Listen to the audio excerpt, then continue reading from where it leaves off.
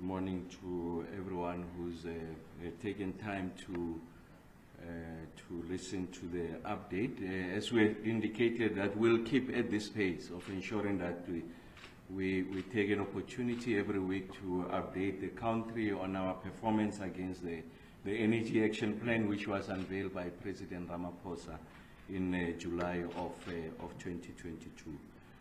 Just to start, just to reaffirm that we are continuing to have conversations with a number of parties, and on the sidelines of the BRICS, a lot of you would have noted that we have concluded a significant amount of agreements with some of the Chinese state-owned entities, about 8 of them. We signed 2 overarching memoranda that were witnessed by the 2 principals, President Ramaphosa and President Xi Jinping, at the Union buildings. So those 2 agreements, the first one really addresses the issues around the green energy solutions, the partnership agreement that will be entering in relation to the exploitation of renewable energy sources in our country, the use of modern technology, and the degree to which we are able to connect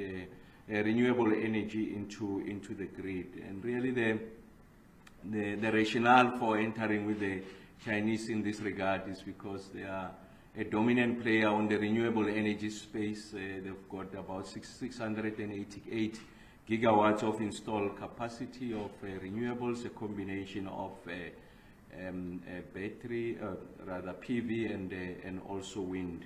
And they've done one of the biggest expansions of transmission, and they've also worked out on the kind of transmission modernization that is required to be able to accommodate the intermittency of renewable energy sources. The second one was really an exchange of letters in relation to a donation that we are receiving from the People's Republic of China that is meant to help us to address the emergency energy solution in the country. And I did indicate that it's largely going to be targeted at key public facilities such as hospitals, clinics, correctional services, and police stations. And in this regard, we'll be working with the 9 provincial governments for them to be able to identify the sites that are suitable for this. We already have a technical capacity that is supporting us in relation to the appropriateness of the technology solutions that are given to us, and those have been agreed upfront, and we are happy to again once more report that the shipment, the first of this shipment, 450 of them, are in transit on their way to South Africa, and in fact they left the shores of China on the week of the 14th of August. So if you like, they're about 10 days or so already on the sea on their way this side. So we will announce at the right time when the first shipment lands, and also give an indication on the first public facilities that will be benefiting from this generous donation. And then the second area, as Tsakani has indicated, really is just to give you a bit of feedback in relation to our visits to the Tutuka local municipality. I think there are transversal issues that are beginning to emerge on the generation side, and our view is that the same level of attention that we are giving on the distribution side, there are emerging challenges there. So the same amount of attention that we are providing on the generation side, as I do almost every week, sharing with you how far we are relative to the key targets of the Energy Action Plan as announced by President Ramaphosa. We should focus on the transmission side. We're taking time the last few briefings to bring you up to speed on the work that we're doing, and really the principal issue there is around the financing of transmission, and I did indicate that at the right moment we'll share with you the work that we're doing in relation to fashioning solutions to ensure that we're able to finance the transmission side of the electricity provision ecosystem in the country. And then the one area that remains an albatross is on the distribution side. And there are a number of issues at play there. So the first one is a tension between SALGA, if you like, local authorities and ESCOM. And really the fight is about the terrain of distribution. So if you go to the Constitution, the responsibility for electricity reticulation resides with municipalities, but of course there are legacy issues. ESCOM is responsible for reticulation of about 50%, if you like, of reticulation in the country, and the remainder is sitting with local authorities. So it's really a constitutional issue that requires clarity, but there is a number of knowns. What are those knowns? The first one is that a number of municipalities, a sizable number of municipalities are facing issues of financial distress, and therefore they are not in a position to be able to provide the kind of requirements to support the distribution side of energy and electricity reticulation in this country. The maintenance of these assets, and here I'm referring to transformers and mini substations. Of course, I did make the point the last time that the computation were done stretching the period, I think 2011 to about 2022, suggests that there's been significant underinvestment by municipalities, averaging about 2.5 billion rands per annum, underinvestments on the distribution side. And that has resulted in these assets failing, and as a result, a number of suburbs and communities are not having the kind of quality electricity supply as expected, even outside the load shedding schedule. And the second thing that we know is that there's a significant amount of debt that is owed to ESCOM by the municipalities as a result of the erosion of their revenue base. At last count, it was sitting at about 62 billion rand, and we did indicate the last time that year to date is sitting at about 4.2 billion rands and continues to grow. And really there are no prospects of these municipalities first extinguishing that debt because of that erosion of the revenue base, and then of course there's very little prospect of reducing or undermining the growth of that debt. And of course it will require some technical or financial solution to address that problem.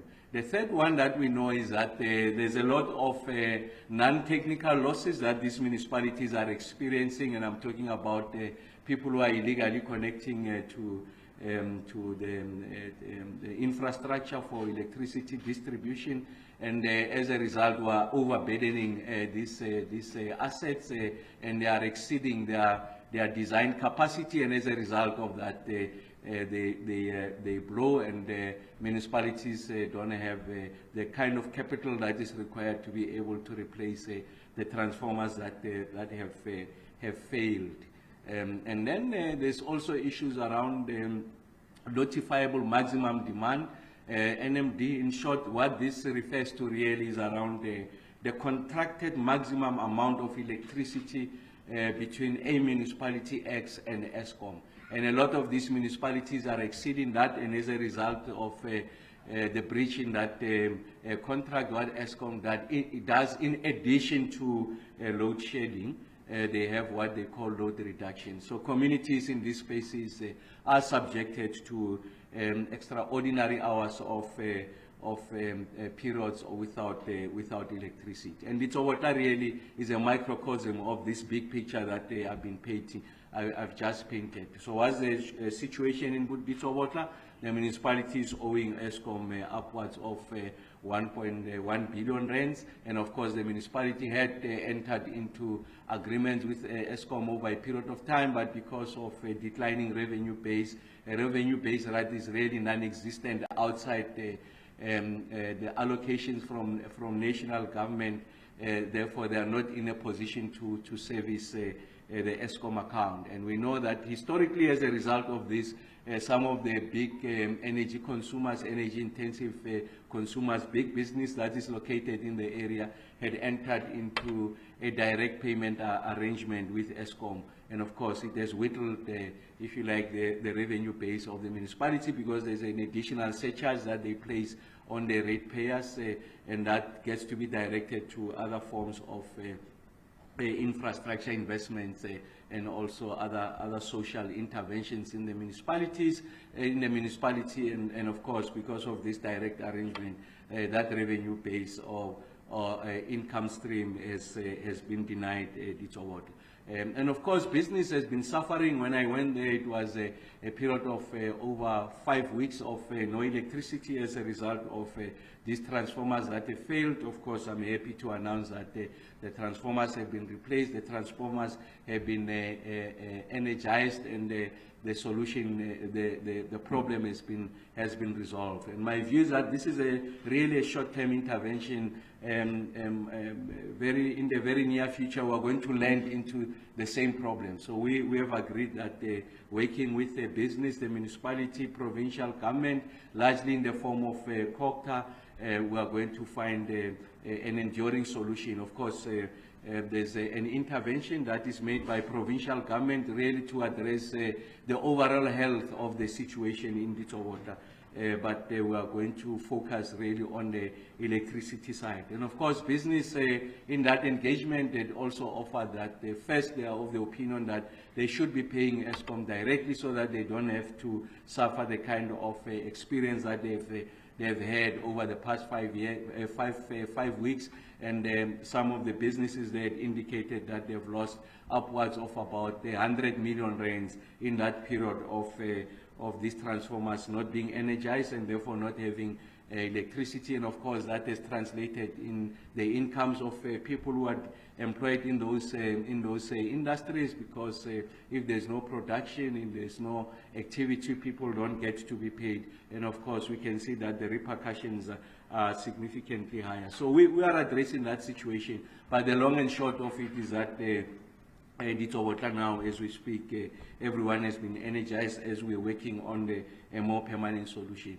And I must hasten to add that they will do everything possible to address a number of things, two in the main. The first one is to ensure that businesses, households, and the poor are not harmed by the failures of municipalities to be able to execute and prosecute their functions. Businesses have been paying diligently. Some of the households have been paying diligently. We know that there's a dispensation to help the poor and the indigent with a certain allocation of free basic services, including water and electricity. So in the totality of that solution, we'll make sure that we protect all of those. But it's important that we begin to address more aggressively those who are connecting illegally, and the state must assert itself. And that's why part of that solution is to make sure that we are able to address those who are unjustifiably or illegally connecting to the grid without going through the necessary processes. So that's going to be a part of our approach. And the second one is to make sure that we're able to protect the interest of ESCOM. They need to enhance their balance sheet. You can't continue to provide for a service that is not being paid for. So it's important that in that conversation we are able to address those. And then in the long term, the conversation will ensure that electricity still contributes to the totality of the solutions to find more enduring and reliable solutions in relation to the health of and viability of these municipalities. And what has been the performance of the system for the past week?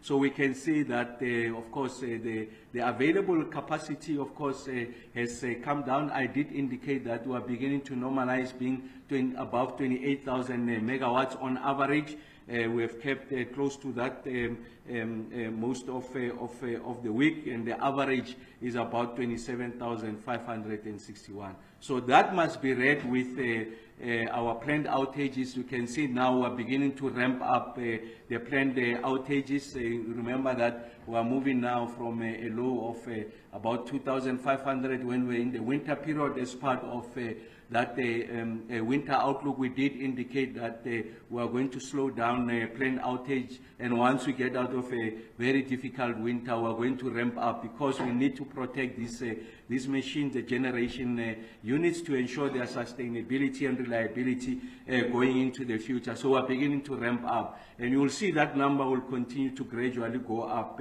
as demand slows down, and it gives us an opportunity for us to take out the units and continue to fix them. Of course, we still remain above the 15,000 megawatts in relation to unplanned capacity loss factor. I made the point that we want to bring it down to sub 15,000, and then over a period of time we want to bring it down to sub 14,000, and that's where our Achilles heel is. Outside the issues of planned outages, the ramp up, I think it's important that we're able to address the situation of the units that are unreliable. They keep on tripping, and that's why it's important that we must accelerate planned outages, so that when we say the unit is back, the unit continues to generate for longer hours, and then it's able to generate at approximate design capacity. So again, you can see the issues around the partial load losses. Again, we want to bring it to below 6,000 megawatts.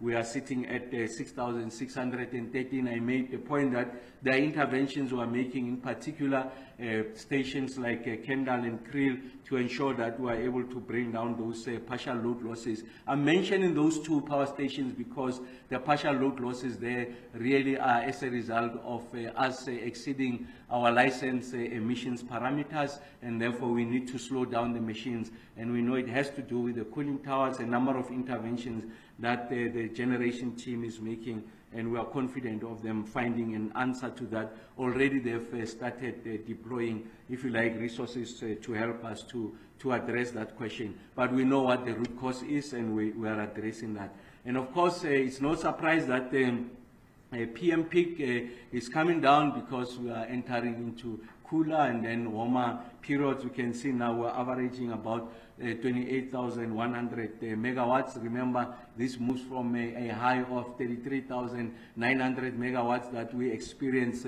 sometime in the middle of winter. So of course it's 5,000 megawatts out, and that gives us an opportunity that as we to ramp up, if you like, planned maintenance, because as demand goes down and we continue to improve the health of these generating units, it also gives us an opportunity to do what we call good maintenance, take out the units, fix them, and ensure that as they come back healthy, rejuvenated, and they are able to run for longer hours, like I said, approximating their design capacity. And then the outage slips, we continue to do very well. And this has to do with the degree to which we meet our promise to say we'll retain unit X or Y at this date. We are keeping to that, and therefore making the megawatts available.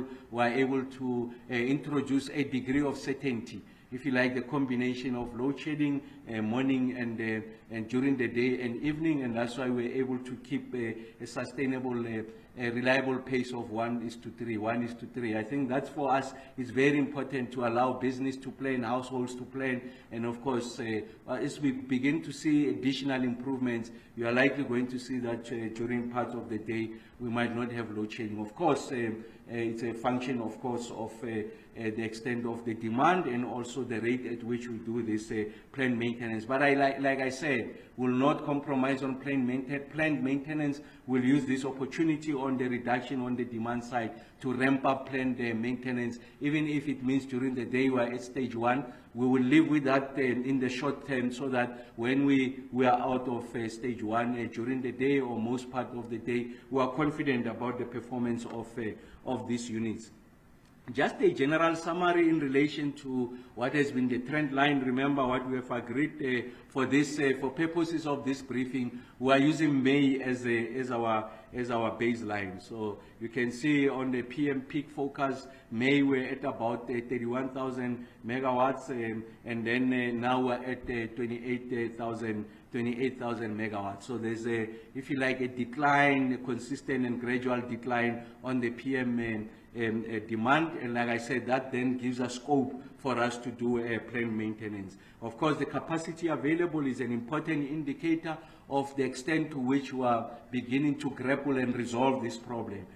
Because there's, of course, demand, we can introduce, if you like, interventions with regards to demand-side management. We have spoken ad nauseum about those, but I think generation, that's where we have control. It's us who are in control of these units. It's us who've got the capacity and the resources to fix these units, and that's an area where we can control. So on the capacity available, you can see that we're at averaging about 27,000 megawatts in May, and then we went up significantly higher during the period of the last weeks of July and early August, and of course a slight decline there in the early weeks of August, and of course now we are down again at about 27,561 megawatts just the past week, as I've reported. And I did say that part of the reason is because we are taking out these units now. We are ramping up on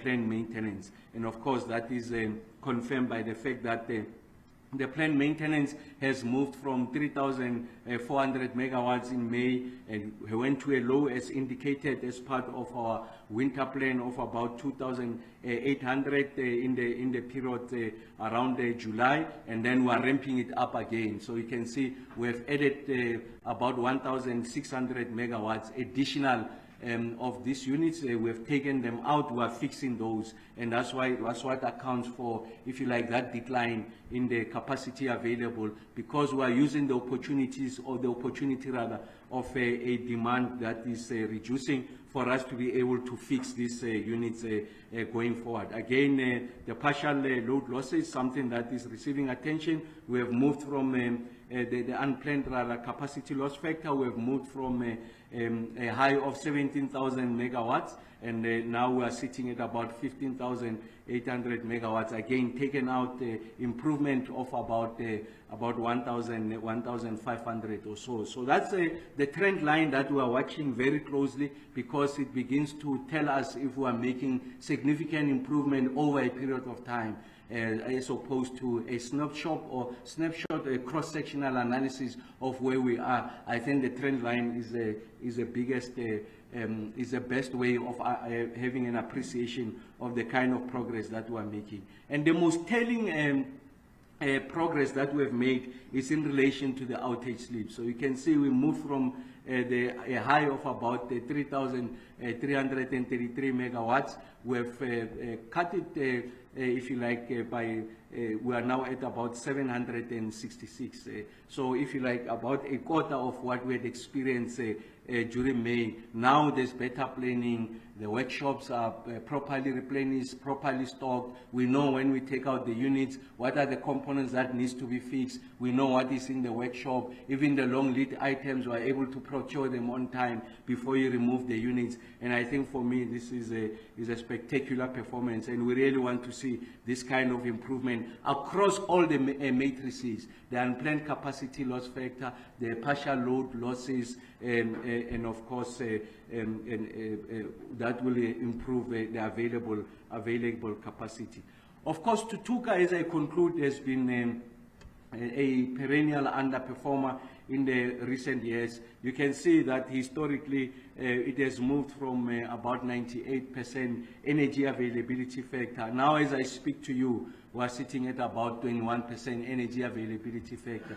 This is it's a big power station in that you have 6 installed units. They should be generating about 560 megawatts, I'm sorry, put together about 3,500 megawatts, that power station, but all we are getting is 21% of that. And that's why we have deployed those additional resources in the context of the Resource Mobilization Fund. They are stationed at Tutuka. I visited Tutuka on Friday, just to have a sense from management of where they are. Of course, there is a plan to return a number of units into service, and we said that that plan has to be robust, because I think on 3 or 4 occasions they had plans to return these units, and we have not been able to return these units. And this talks to the outage slips that I referred to, that we promised to return the units by this time,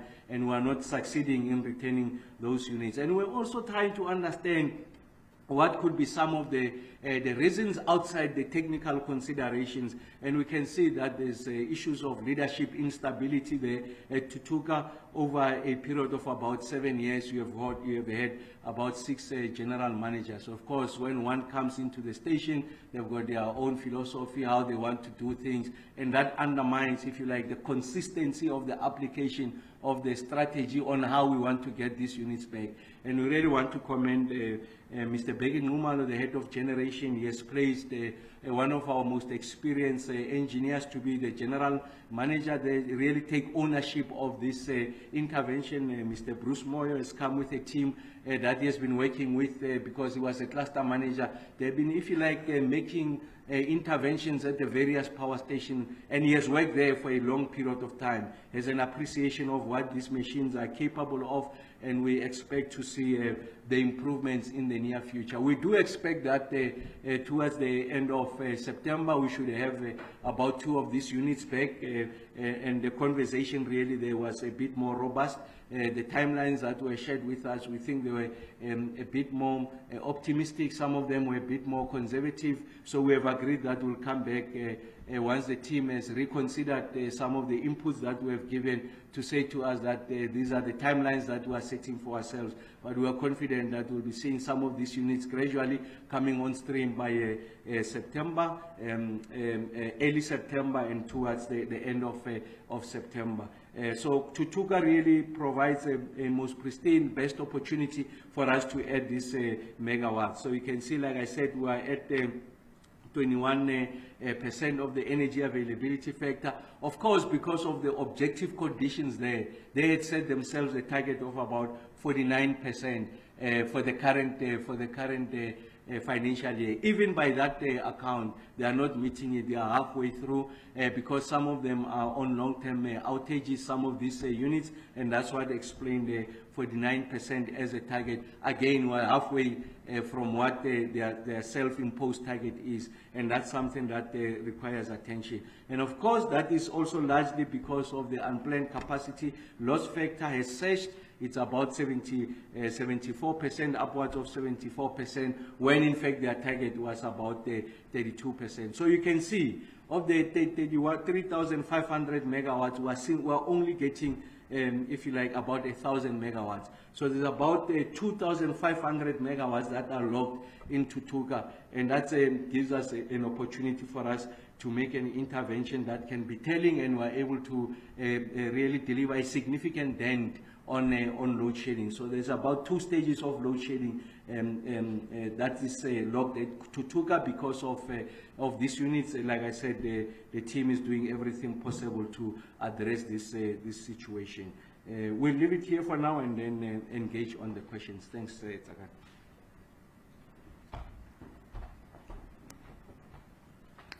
Thank you very much to the Minister of Electricity in the Presidency. I will now open the floor to questions from the media. And as a rule, can you kindly introduce yourself as well as the media house that you represent? The floor is to you. Thanks. Thank you. Good morning, Mr. Minister. Just a second for the microphone. Thank you. Good morning, Minister. I'm Robin Mukherjee from Reuters. I have 3 questions. First of all, is it possible to quantify the amount of non-technical losses that we have seen, just to get an idea as to maybe how much we are losing because of theft? So if you can quantify, that would be very good. Second question is, what is the maximum now planned outage that you anticipate that we can go up to in the peak of summers? And third is, let me frame it properly. So Tutuka is, I guess, one of the most polluting coal plants also.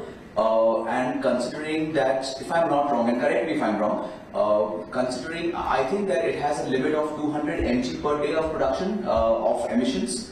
Now, if we are bringing those units back, which is good, and if we get them back by September, do you think Tutuka will be in a place where it is actually breaching the amount of emissions that is allowed to do? Thank you. That's all. Thank you very much.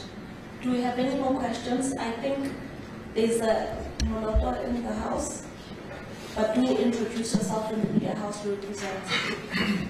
All right, thank you. This is Oluko Moloto from eNCA. Minister, since the establishment of the National Energy Crisis Committee and your appointment as the Minister responsible for electricity, specifically to implement this energy action plan, it's been a year, as you also alluded. If you were to be honest with yourself, looking at the fact that there are some suggesting that this year alone we have had the number of days when we had load shedding is more than the number of days in the previous 10 years combined. If you were to assess your performance since the establishment of this committee, where would you really say how far you have performed, really, if you were to sum it up? And yeah, that would be all. Thank you, Moloto. Takalani, do we have any questions online? So we take all the questions. No, thank you, Zakani. We have one question from Elmo Bruce from the Independent Media. And the question is if they can get the details of the Chinese 500 million rand grant. Thanks. Thank you very much. As I indicated earlier, that the Minister is accompanied by people who have joined him. We've got Rudy Dix, we've got Daphne from ESCOM, as well as Silas Zimo. Thank you very much to all those who have posed their questions. We'll be getting responses. Thanks.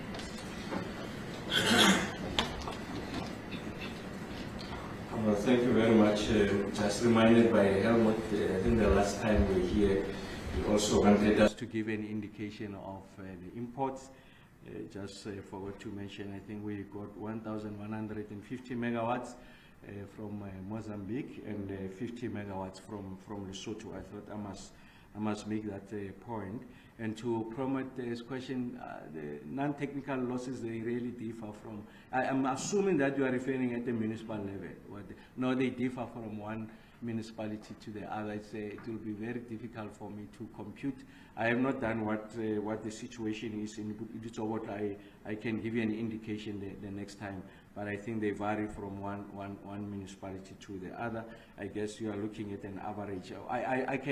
We can work out to the extent that is possible just on the ESCOM serviced area if they are able to give to us, and then on the municipal serviced area we have to go municipality by municipality. And some of them, a lot of them, I can tell you, they just don't have a sense of what are those non-technical losses. So but we'll attempt to provide that to you. The question on what will be the maximum planned outage, I think, was raised the last time.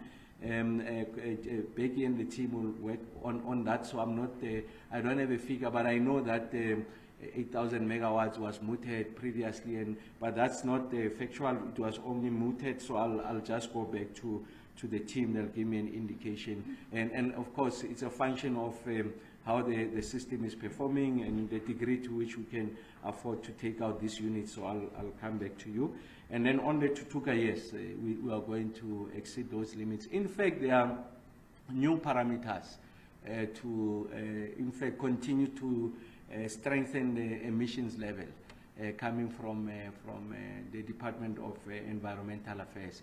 And the discussion that we had there is that it's going to have a devastating impact in relation to the extent to which you can continue then to justify why you should continue to generate megawatts when in fact you don't have a realistic opportunity or possibility rather of meeting the new targets without making significant capital investment to improve the plant so that you are able to meet the new parameters. And what Tutuka is proposing is to, and have initiated that process, was to ask for exemptions. So we are still in discussion with that. The Tutuka team, we said we'll come back because we must compute really what is in rand value term. What is rand value terms? What is the cost that will be associated with meeting the new emissions requirements? Because remember that cost, whatever, it will run into billions. There's an indicative figure they've already given us.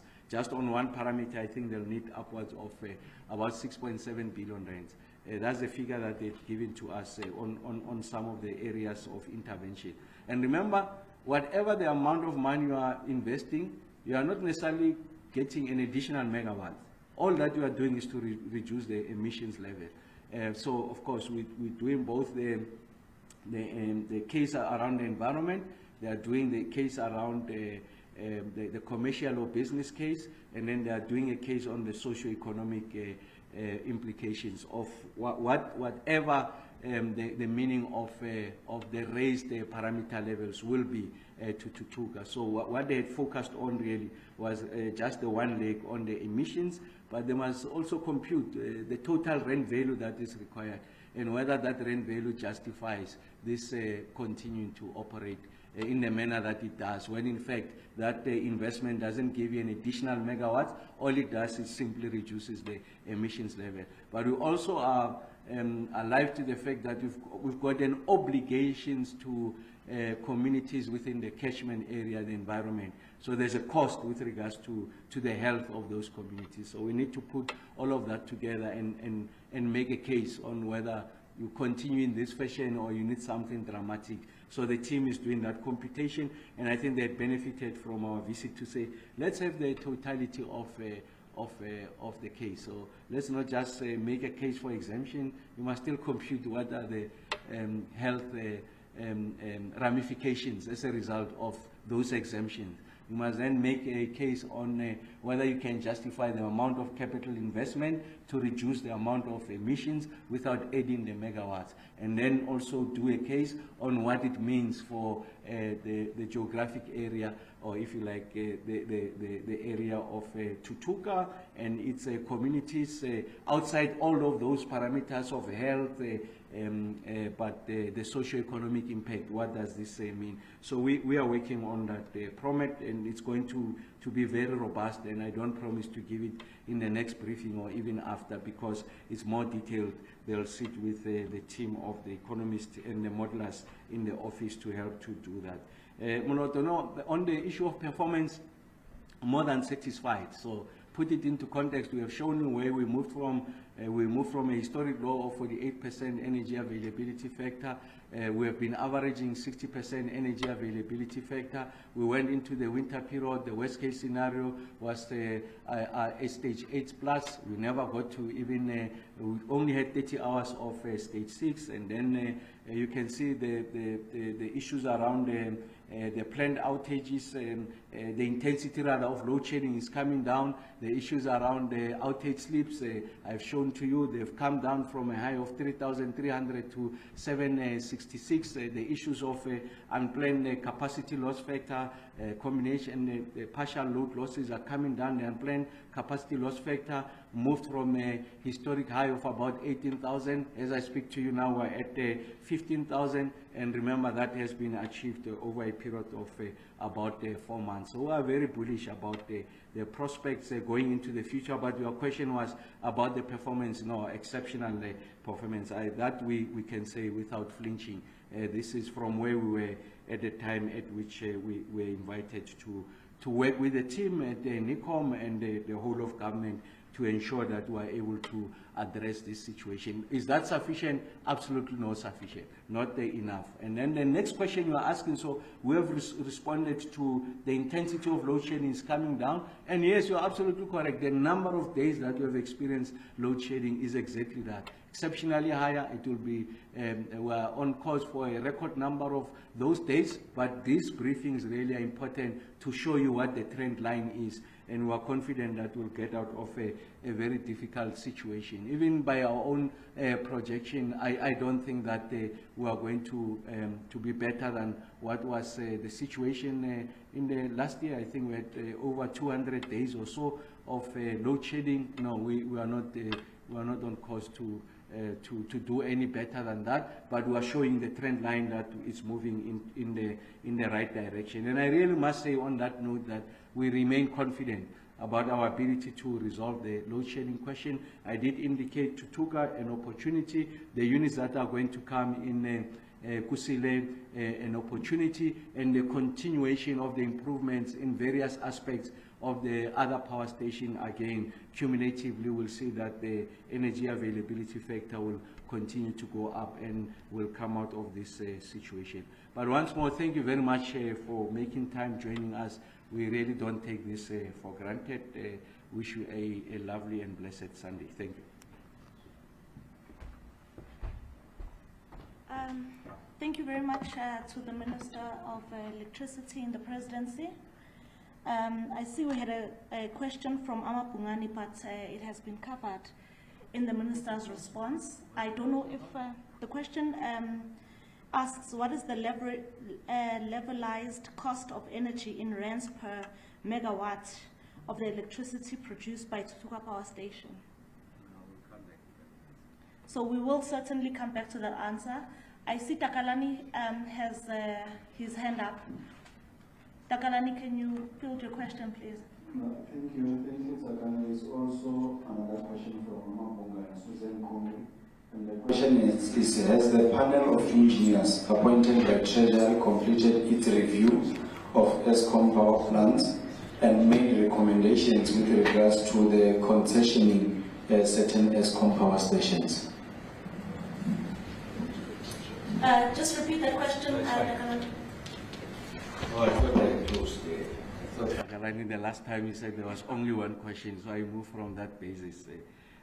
No, we are yet to receive that report. Of course, is commissioned by National Treasury. So once we receive it and we go through it, we'll see what is can be in the public domain, what can be shared. But that the ownership of that report is with National Treasury. Thank you. I believe we just have a last question from Moloto. Yes.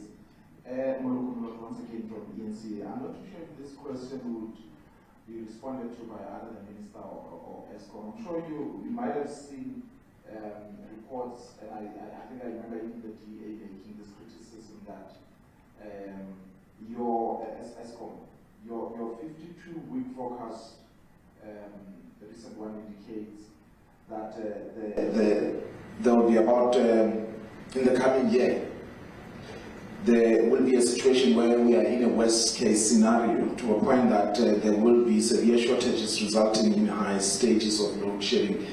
Just opposing what the presentation that the Minister has just made in terms of the interventions and all that, those factors, maybe just clarify that specifically as to what your projections are for this 52 weeks under question.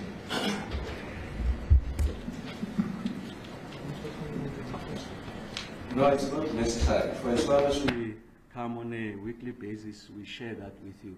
I think that is sufficient.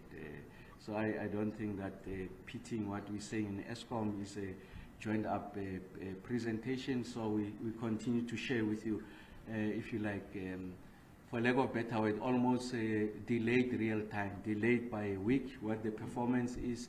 And I think that's, we will keep it at that. We don't look far into the future. We keep on giving you what has been this performance. And if we anticipate any challenges going to the future, we'll be the first one to share with you. There's a question by Helmut on the details of the Chinese donation. We had made that public.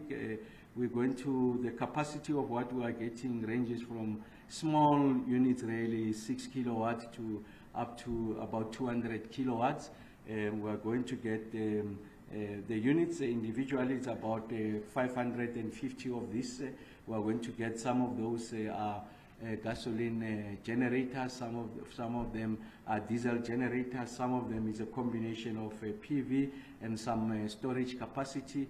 and also we'll be getting the power vehicles. Like I said, the shipment has left that week of the 14th. I'll give an indication when it lands and where we are going to deploy it. We have done a technical requirements working with the Chinese, so we know what they are shipping to us meets the necessary accreditations, including issues of SABS. They are internationally accredited, meeting even the highest standards of technical accreditation. We have resolved the issues with SARS in relation to when the shipments land here. I did say that we are resolving with the provinces on where we are going to deploy these assets. And of course, the one condition that was placed is that once they land here, is the property of the South African government. We have resolved who's the official person who receives them. Those assets then belong to us. They must be accounted for in the asset register as they get to be deployed to the various public healthcare facilities. They must sit in those asset register so that we are able to account for them going into the future. But once more, thank you very much. Indeed, thank you very much to the Minister and the panel. This brings us to the end of this week's media and public briefing on the implementation of the Energy Action Plan. Thank you for those who have joined us. Thank you very much. Thank you.